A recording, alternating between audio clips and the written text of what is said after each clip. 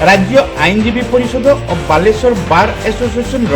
नवनिर्वाचित कर्मकर्ता Baleshwar liars club पक्षर संबर्धना प्रदान।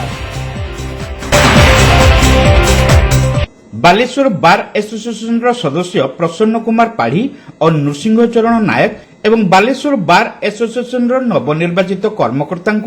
संबर्धना प्रदान करा जायछि। एने जिला अदालत परिसर में क्लबर सभापति आईनजीवी हरेकृष्ण दास सभापतित्व में संबर्धना उत्सव अनुष्ठित होता। केवल सहानुभूति और समर्थन आम आशा करी आपण समर्थन करेंगे साहाय्य करेंगे अनुष्ठान बहुत आगे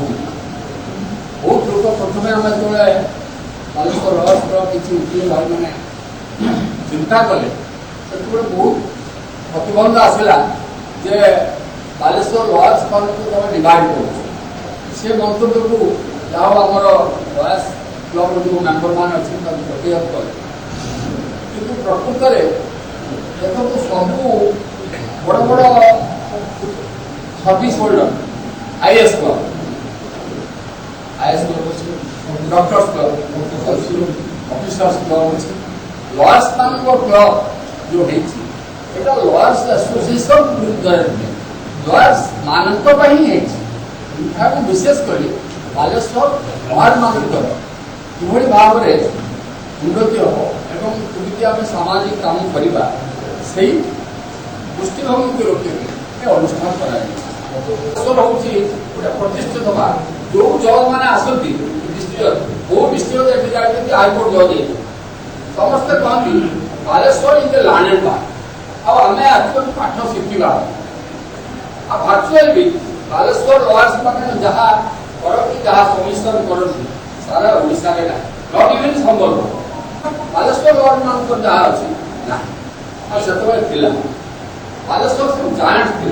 जो वकील थे से ना हाईकोर्ट में शुणिले जज मान भी कहला मोर कहला कथा बालेश्वर लयर्स क्लब को वकील मान उन्नति बालेश्वर उन्नति आम आपण समस्त स्वागत करूँ जदि आपण मैंने आम सहित कार्य को कार्य हाथ मिले टीम काम करेंगे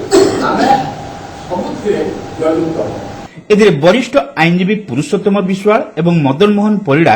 अतिथि भाव जोगदे बालेश्वर लयर्स क्लब पदक्षेप को उच्च प्रशंसा सह संगठन उत्तरोत्तर उन्नति कामना करथिले।